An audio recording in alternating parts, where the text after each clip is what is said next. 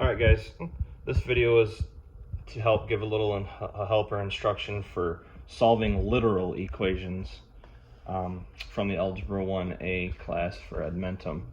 And the big difference here between the linear equations that you'd solved in the first two sections and literal equations is the word literal is going to involve words, or in this case usually multiple letters or variables. So what happens with solving literal equations is you're going to use the same steps you would use to solve the other ones you solved before. It's just that normally when you solve, you're looking for a single answer, like x equals 7, or you get it down to the variable equals a number, right? In this case here, we're still going to do the same thing, the same steps to isolate or get that variable by itself, but you're not always going to end up with x equals a number, all right? The goal is just to get the variable by itself. And that means if there are other variables in the equation, like you're going to see here, we just want to get the one variable that we're trying to solve for by itself and all the other variables on the other side of the equal sign. And when you do that, that's called solving for that variable or getting that variable by itself. So the example problem I have here is one right off of actually one of the mastery tests. And it's A equals P times, in parentheses, the quantity L plus RT, or R times T. Okay.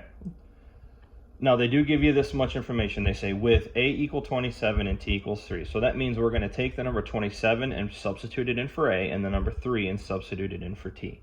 So in place of A, I'm going to put 27 equals, P is still there because I don't have a number to put in for P. L is still there, plus R times T, which is now going to be R times 3. Okay? Okay, now the instructions were to solve for R, which means that's the variable I want to get by itself, R. So we're going to do everything we need to do to move everything else over to the left side so R is by itself. Okay? Okay, so we follow our solving steps. I follow PEMDAS. Can I do what's inside the parentheses? Well, I can do this R times 3. That just makes 3R. So this turns into 27 equals P times the quantity L plus 3R. Okay. Now, can I do L plus 3R? No, I can't, because they're not like terms. One of them is an L, one of them is an R. They're not the same variable. Okay. So at this point, I can move on. And I need to do what I need to do what needs to be done to get the R by itself. Okay. Now, this is one difference between the problems I've done in the past and right now. I have multiplication outside the parentheses, and normally you would do distributive property to move this stuff over, okay? Or it's not to move it over, but to get rid of the parentheses, like P times L and P times 3R. In this case, it's not going to do me any good to do that because it's just going to add another variable into the mix. So what I'm going to do here is, since this is multiplication or times by P, I'm going to get rid of that P by dividing, because the inverse here of times by P is divide by P. But like a property of equality, whatever I do to one side, I must do to the other side. Anytime I introduce something new to one side, I have to introduce that thing new to the other side. So the P over P cancels out and gets rid of that P like I wanted to, okay? And 27 over P is now 27 over P. I can't do 27 divided by P. It doesn't exist. We don't know what the definitive answer would be as a number because we don't know what P is. So just leave that alone. Just leave it as 27 over P equals. Now I still have the L plus 3R over here.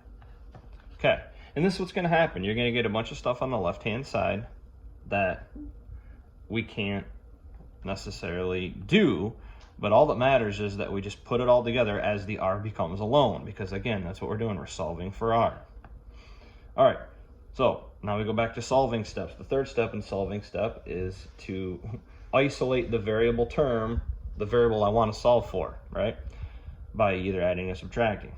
So the 3R needs to go, I need to get the 3R by itself. I need to isolate the 3R because it has the R in it. So I need to get rid of L. Well, this is a positive L, so I'm going to subtract L from both sides. Okay, and I'm going to minus L from over here. Oops. Okay, this is 0, which is why we did it. Now I can't really do, I know this looks weird, but I can't really do 27p minus L. All right, so I'm just gonna write 27 over p minus L. All right. Oops, running out of room here. I'm gonna move it over here. So this will be 27 over p minus L equals the 3r. Okay. All right. Now, all I gotta do is get rid of the 3 to get the r by itself, and this is times by 3. So I'm gonna divide by 3 on both sides. All right. So that cancels out, and I end up with 27 over p minus L, all of that divided by 3 equals my r. And now the r is by itself, and we're good to go. Okay, so that is just one example, and this is done because of the fact that I don't have if I had numbers to put in for p and L, I could put the numbers in and then do the math and get r equals an individual number, but I don't have those numbers. So that's as far as I can go. It's as far as you can take it. And that's what you end up with. Literal equations. You end up with large answers sometimes like this. You get literal answers, or answers with a lot of variables in it. All right, now another example here. This is a much easier one, I would say, as far as not nearly as complicated. But this is an example of a common formula, and literal equations a lot of times are formulas. They'll be used on formulas. This happens to be the volume formula of a cone. And here in this case, they want us to solve for h, or what we'd be solving for is solve for the height. So again, we're just getting the h by itself. We're going to solve for h, or isolate the h. I don't know what the v is. I don't know what the r is. It doesn't matter. All I need to do is just focus on what I need to do to get h by itself. Okay, so as I look at this, I have 1/3 pi r squared h.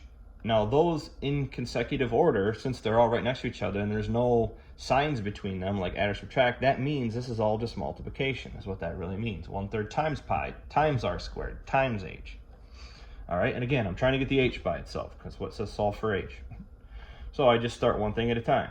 How do I move the 1/3? How do I get rid of the 1/3 on the right? And what do I need to do to both sides of the equation, remember, for equality, to make that go away? Well, the best way to get rid of a fraction is to multiply by its reciprocal. What's the reciprocal of 1/3? 3/1. So we're going to multiply this side by 3/1, but if we multiply that side by 3/1, we also got to multiply this side by 3/1. Okay, when I multiply a fraction by its reciprocal, it cross cancels like this. Just the whole thing turns into 1, the number 1. So that just leaves me with pi r squared h. All right, 3/1 is just 3, right? So that's just 3 times v, which is 3v. Okay, now we're well on our way here. One more step basically and we're done. Pi r squared h is pi times r squared times h. All right, well, if I want h to be alone, I need to do the inverse of times by pi and times by r squared, which is divide by pi r squared. And I can divide by both of them together. But if I do it to that side, I got to do it to this side. The pi's cancel out. The r squareds cancel out. This gives me h. And then what I have over here is 3v divided by pi r squared. That's the answer. I can't really do 3v divided by pi r squared because even though I actually do know what pi is, it's a number, right? But I don't know what the v is, I don't know what the volume is, and I don't know what r is, which stands for the radius. If I knew what the v was and the r was, I could put those numbers in for v and r, do the math in the right order, and I would have the number for h. But that's not the point here. The point is just it's saying solve for h, which means you get the h by itself. That's the final answer. Okay, so it's a little different than the linear equations we've solved so far where you just get a single answer. All we're doing here is trying to get the variable that says solve for by itself. All right, here's one more and final example. What is the value of x in terms of b? So this is another way that Edmentum or the mastery test words a question, and basically, but it's just telling you, or it's asking you to do the same thing. If it says what is the value of x, that means solve for x. What is the value of x in terms of b? It means solve for x, get the x by itself, make sure the b's on the other side of the equal sign. So if I look at my problem here, I got -2 times, in parentheses, the quantity b times x minus 5 equals 16. I want to get x by itself, all right? And I want to do that and get b on the other side. Okay, and everything else on the other side. I don't know what b is. I'm not going to put a number in for b. I just need to make sure that whatever side the x is on, it's by itself. The b and the other numbers are gone, and they're on the right-hand side, or whatever. Okay. So, as I see here, can I do what's in parentheses? bx minus 5. No, those are definitely not like terms. This is a bx. This doesn't even have a b or an x on it, or it would need both in order to subtract here, but it doesn't. So, now we look at the -2 out in front. This says -2 times, in parentheses. Okay, I could go about one of two ways here. I could do the distributive property, okay, or in order to get rid of the parentheses, or I can just realize that this says times by 2, and I could just get rid of the, times by -2. I could get rid of the times by -2 right now by dividing both sides by -2. And that's actually the easier thing to do. So we're going to divide both sides by -2. Got to do it to both sides because this is introducing something new. We divided by -2 on this side. We got to do it on this side now. So property of equality. So these cancel out. And now I can just bring down the bx minus 5 because the -2 times is in front is gone. Bring down my equal sign, and then 16 divided by -2 is -8. Okay. All right. Now I move on to my solving steps. The third step in solving is to isolate the variable term. All right. The variable term is the one that has the x in it because that's what I'm solving for. So bx needs to be by itself. All right, so I need to get rid of -5. That's going to be by adding 5 to both sides. -5 plus 5 is 0. -8 plus 5 is -3. So bring down the bx equals -3. Final step, isolate the variable. Just get the variable x by itself. So I need to get rid of the times by b. bx means b times x. What's the opposite of being times by b? Being divided by b. Or the inverse of times by b is divided by b on both sides. The b's cancel out. Now I have my x alone, which is what I wanted all along. And then I get -3 over b, or -3 divided by b. And you can't do -3 divided by b because we don't know what b is. So that is the final answer as far as getting x by itself or solving for x. Now, there was one other step in this problem on Edmentum, and it says, basically, what is the value of x when b is 3? Okay, so another part was, what is x when b is 3? All right, so when it says that, that's basically the second part of the problem, and it's saying now, okay, go ahead and put 3 in for b. All right, so they're giving you a number, a value to put in for b. So after you get to this point, you can take your x equals -3 over b. Okay, so what is x when b is 3? They're saying put 3 in for b. All right, this is called evaluating. So we're going to evaluate this when b is 3. So this turns into x equals -3 over 3 now because we're putting 3 in for b. And we do the math. This is a simple division. -3 divided by 3, -1.